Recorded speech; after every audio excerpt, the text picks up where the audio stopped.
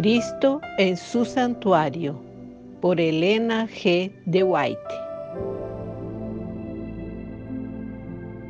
Capítulo 6. El fin de los 2300 días. En la profecía del primer mensaje angélico de Apocalipsis 14, se predice un gran despertar religioso bajo la proclamación de la pronta venida de Cristo. Se ve un ángel que vuela por el cielo y tiene el Evangelio eterno para predicarlo a los moradores de la tierra, a toda nación, tribu, lengua y pueblo. A gran voz proclama el mensaje: temed a Dios y dadle gloria, porque la hora de su juicio ha llegado, y adorad a aquel que hizo el cielo y la tierra y el mar y las fuentes de las aguas. Es significativo que se diga que un ángel es el heraldo de esa advertencia. La sabiduría divina tuvo a bien representar el carácter exaltado de la obra que el mensaje debía realizar y el poder y gloria que debían acompañarlo por medio de la pureza, la gloria y el poder del mensajero celestial. Y el vuelo del ángel es medido del cielo, la gran voz con la que se iba a dar la advertencia y su promulgación a todos los que habitan sobre la tierra, a toda nación, tribu, lengua y pueblo, evidencian la rapidez y extensión universal del movimiento. A semejanza de la gran reforma del siglo XVI, el movimiento adventista surgió al mismo tiempo en diferentes países de la cristiandad. Tanto en Europa como en América hubo hombres de fe y de oración que fueron inducidos a estudiar las profecías y que al escudriñar las palabras inspiradas hallaron evidencias convincentes de que el fin de todas las cosas era inminente. En diferentes países había grupos aislados de cristianos que por el solo estudio de las Escrituras llegaron a creer que el advenimiento del Señor estaba cerca. A Guillermo Miller y a sus colaboradores les fue encomendada la misión de predicar la advertencia en Norteamérica. Dicho país vino a ser el centro del gran movimiento adventista. Allí fue donde la profecía del mensaje del primer ángel tuvo su cumplimiento más directo. Los escritos de Miller y de sus asociados se propagaron hasta en países lejanos. Donde quiera que los misioneros hubiesen penetrado, allí también se difundieron las alegres nuevas de la pronta venida de Cristo. Por todas partes se predicaba el mensaje del Evangelio eterno: temed a Dios y dale gloria, porque ha llegado la hora de su juicio. Serena expectativa. Los que habían aceptado el mensaje aguardaban la venida de su Salvador con un deseo indescriptible. El tiempo en que esperaban encontrarse con Él estaba cercano, y a esa hora se acercaban con solemne calma. Descansaban en dulce comunión con Dios a un anticipo de la paz que sería suya en la gloria venidera. Ninguno de los que experimentaron esa esperanza y esa confianza pudo olvidar esas preciosas horas de expectativa. Pocas semanas antes del tiempo señalado, la mayoría dejó de lado las tareas mundanas. Los creyentes sinceros examinaban cuidadosamente todos los pensamientos y emociones de sus corazones como si estuvieran en el lecho de la muerte y en pocas horas cerrarían sus ojos a las escenas de este mundo. No se trataba de hacer vestiduras de ascensión, pero todos sentían la necesidad de una evidencia interna de que estaban preparados para recibir al Salvador. Sus vestiduras blancas eran la pureza del alma, un carácter limpiado de pecado por la sangre expiatoria de Cristo. Ojalá hubiese aún entre el pueblo que profesa pertenecer a Dios el mismo espíritu para escudriñar el corazón y la misma fe ferviente y decidida. Si hubiesen seguido humillándose así ante el Señor y dirigiendo sus súplicas al trono de la misericordia, poseerían una experiencia mucho más valiosa que la que poseen ahora. Hay demasiada poca oración, escasea una real convicción del pecado, y la falta de una fe viviente deja a muchos destituidos de la gracia tan abundantemente provista por nuestro Redentor. Dios se propuso probar a su pueblo. Su mano ocultó un error cometido en el cálculo de los períodos proféticos. Los adventistas no descubrieron el error, ni fue descubierto por los más sabios de sus adversarios. Estos decían: vuestro cálculo de los períodos proféticos es correcto. Algún gran evento está a punto de ocurrir, pero no es lo que predice el señor Miller. Es la convicción del mundo y no la segunda venida de Cristo. Pasó el tiempo de expectativa y Cristo no apareció para libertar a su pueblo. Los que habían esperado a su Salvador con fe y amor sinceros experimentaron un amargo chasco. Sin embargo, los designios de Dios se estaban cumpliendo. Dios estaba probando los corazones de los que profesaban estar esperando su aparición. Había muchos entre ellos que no habían sido movidos por un motivo más elevado que el miedo. Su profesión de fe no había mejorado sus corazones ni sus vidas. Cuando el evento esperado no ocurrió, esas personas declararon que no estaban chasqueadas. Jamás habían creído que Cristo vendría. Fueron de los primeros en ridiculizar el pesar de los verdaderos creyentes. Pero Jesús y todas las huestes celestiales contemplaron con amor y simpatía a los probados y fieles, aunque chasqueados. Si se hubiese podido descorrer el velo que separaba el mundo visible del invisible, se habrían visto ángeles que se acercaban a esas almas firmes y las protegían de los dardos de Satanás. Un nuevo estudio de las Escrituras. Cuando hubo pasado el tiempo en el que al principio se esperaba la venida del Señor, la primavera de 1844, los que habían esperado con fe su aparición se vieron envueltos durante algún tiempo en la duda y la incertidumbre. Mientras el mundo los consideraba como habiendo sido completamente derrotados, y así quedaba demostrado que habían estado acariciando un engaño, su fuente de consuelo siguió siendo la palabra de Dios. Muchos continuaron escudriñando las Escrituras, examinando de nuevo las evidencias de su fe y estudiando detenidamente las profecías para obtener luz adicional. El testimonio de la Biblia en apoyo de su posición parecía claro y concluyente. Señales que no podían ser malinterpretadas señalaban como cercana la venida de Cristo. La bendición especial del Señor, manifestada tanto en la conversión de los pecadores como en el reavivamiento de la vida espiritual entre los cristianos, había demostrado que el mensaje provenía del cielo. Y aunque los creyentes no podían explicar su chasco, se sentían seguros de que Dios los había dirigido en su experiencia pasada. Entretejidas con las profecías que ellos habían aplicado al tiempo del segundo advenimiento, estaban las instrucciones adaptadas especialmente para su estado de incertidumbre e indecisión, y que los animaban a esperar pacientemente en la fe de que los que entonces parecía oscuro a su entendimiento sería aclarado a su debido tiempo.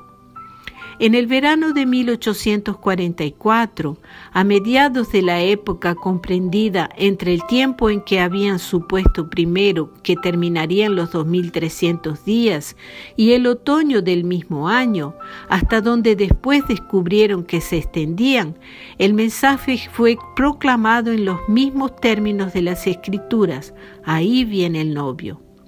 Lo que condujo a este movimiento fue descubrir que el decreto de Artajerjes para restaurar Jerusalén, el cual formaba el punto de partida del período de los 2300 días, empezó a regir en el otoño del 457 a.C. y no a principios del año, como se habían creído antes. Contando desde el otoño del 457, los 2300 años concluían en el otoño de 1844. Tipos en el servicio del santuario. Los argumentos extraídos de los tipos del Antiguo Testamento también indicaban el otoño como el tiempo cuando debía verificarse el evento representado por la purificación del santuario. Esto resultó muy claro cuando la atención se fijó en el modo en que se habían cumplido los tipos relativos al primer advenimiento de Cristo. La inmolación del Cordero Pascual era una sombra de la muerte de Cristo. Pablo dice: Cristo, nuestro Cordero Pascual, ya ha sido sacrificado. La gavilla de los primicias del trigo, que en tiempos de la Pascua era mecida ante el Señor, era típico de la resurrección de Cristo. Esos tipos se cumplieron no solo en cuanto al evento, sino también en cuanto al tiempo.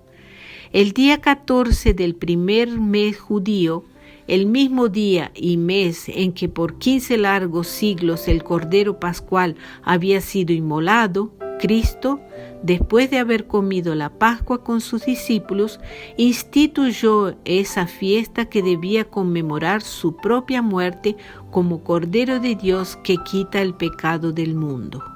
En esa misma noche fue aprehendido por manos impías para ser crucificado e inmolado. Y como antitipo de la gavilla mecida, nuestro Señor fue resucitado de entre los muertos al tercer día, las primicias de los que murieron, un ejemplo de todos los justos que resucitarán, cuyo cuerpo miserable será transformado y hecho como su cuerpo glorioso. Asimismo, los tipos que se refieren a la segunda venida deben cumplirse en el tiempo indicado por el ritual simbólico. Bajo el régimen mosaico, la purificación del santuario, o sea, el gran día de la expiación, caía en el 10 del 17º mes judío, cuando el sumo sacerdote, luego de haber hecho la expiación por todo Israel y haber quitado así sus pecados del santuario, salía y bendecía al pueblo. Así se creyó que Cristo, nuestro gran sumo sacerdote, aparecería para purificar la tierra por medio de la destrucción del pecado y de los pecadores, y para conceder la inmortalidad a su pueblo que lo esperaba. El 10º día del 7º mes, el gran día de la expiación, el tiempo de la purificación del santuario, el cual en el año 1844 caía en el 22 de octubre, fue considerado como el día de la venida del Señor. Esto estaba en consonancia con las pruebas ya presentadas de que los 2300 días terminarían en el otoño y la conclusión parecía irrebatible. Los que recibieron el mensaje llegaron cuidadosa y solemnemente al tiempo en que esperaban encontrarse con su Señor. Cada mañana sentían que su primer deber consistía en asegurarse la evidencia de ser aceptos ante Dios. Sus corazones estaban estrechamente unidos y oraban mucho unos con los otros y unos por los otros. A menudo se reunían en sitios apartados para ponerse en comunión con Dios, y se oían voces de intercesión que desde los campos y las arboledas ascendían al cielo. La seguridad de que el Salvador les daba su aprobación era para ellos más necesaria que su alimento diario, y si alguna nube oscurecía sus mentes, no descansaban hasta que se hubiera desvanecido. Mientras sentían el testimonio de la gracia perdonadora, anhelaban contemplar a aquel a quien amaban sus almas. desilusionados, pero con fe en la inconmovible palabra de Dios. Pero un chasco más les estaba reservado. El tiempo de espera pasó y su Salvador no apareció. Con confianza inquebrantable habían esperado su venida y ahora sentían lo que María, cuando al ir al sepulcro del Salvador y encontrarlo vacío, exclamó con llanto: «Se han llevado a mi Señor y no sé dónde lo han puesto». El mundo había estado observando y suponía que si el tiempo pasaba y Cristo no venía, todo el sistema adventista sería abandonado. Pero aunque muchos, al ser muy tentados, abandonaron su fe, hubo algunos que permanecieron firmes. Los frutos del movimiento adventista, el espíritu de humildad y el examen de corazón, el renunciamiento al mundo y la reforma de la vida que habían acompañado la obra, atestiguaban que era de Dios. No se atrevían a negar que el poder del Espíritu Santo había acompañado la predicación de la segunda venida, y no podían detectar error alguno en el cómputo de los períodos proféticos. Los más hábiles de sus oponentes no habían tenido éxito en echar por tierra su sistema de interpretación profética.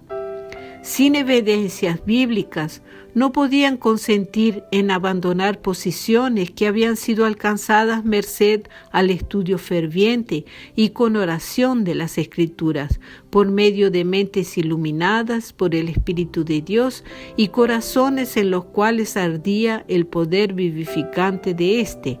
Posiciones que habían resistido las críticas más agudas y la oposición más violenta por parte de los maestros religiosos populares y los sabios mundanos, y que habían permanecido firmes ante las fuerzas combinadas del saber y la elocuencia, y ante las burlas y los ultrajes tanto de los hombres de reputación como de los más viles. En verdad, había habido un error en el evento esperado, pero ni aun eso pudo conmover su fe en la palabra de Dios. Dios no olvidó a su pueblo. Su espíritu aún permaneció con quienes no negaron irreflexivamente la luz que habían recibido ni reprobaron al movimiento adventista. En la epístola a los Hebreos hay palabras de aliento y advertencia para los que guardan y fueron probados en esa crisis. No perdáis pues vuestra confianza, que tiene grande galardón, porque os es necesaria la paciencia, para que, habiendo hecho la voluntad de Dios, obtengáis la promesa. Porque aún un poquito, y el que ha de venir vendrá, y no tardará. Mas el justo vivirá por fe, y si retrocediere, no agradará a mi alma. Pero nosotros no somos de los que retroceden para perdición, sino de los que tienen fe para preservación del alma. Que esta admonición va dirigida a la Iglesia en los últimos días se echa de ver por las palabras que indican lo cercano de la venida del Señor, porque aún un poquito, y el que ha de venir vendrá, y no tardará. Y este pasaje implica claramente que habría una aparente demora y que el Señor parecería tardar. La instrucción dada aquí se aplica especialmente a la experiencia de los adventistas en ese entonces. La gente aquí aludida estaba en peligro de hacer naufragar su fe. Habían hecho la voluntad de Dios al seguir la dirección de su Espíritu y de su palabra, pero no podían comprender los designios que habían tenido en lo que habían experimentado, ni podían discernir el sendero que estaba ante ellos, y estaban tentados a dudar de si en realidad Dios los había guiado. Entonces era cuando se aplicaban las palabras: el justo vivirá por fe. Mientras la luz brillante del clamor de medianoche había alumbrado su sendero y habían visto abrirse el sello de las profecías y cumplirse con rapidez las señales que anunciaban la proximidad de la venida de Cristo, en cierto sentido habían andado por vista. Pero ahora, abatidos por esperanzas defraudadas, solo podían sostenerse por la fe en Dios y en su palabra. El mundo ridiculizador les decía: han sido engañados, abandonen su fe y digan que el movimiento adventista era de Satanás. Pero la palabra de Dios le declaraba: si alguno se retirare, no se complacerá mi alma en él. Renunciar entonces a su fe y negar el poder del Espíritu Santo que había acompañado al mensaje habría equivalido a retroceder camino de la perdición. Estas palabras de Pablo los alentaron a permanecer firmes. No perdáis pues vuestra confianza, os es necesario la paciencia, porque aún un poquito y el que ha de venir vendrá y no tardará. El único proceder seguro para ellos consistía en apreciar la luz que ya habían recibido de Dios, atenerse firmemente a sus promesas, seguir escudriñando las Escrituras y esperar con paciencia y velar para recibir mayor luz.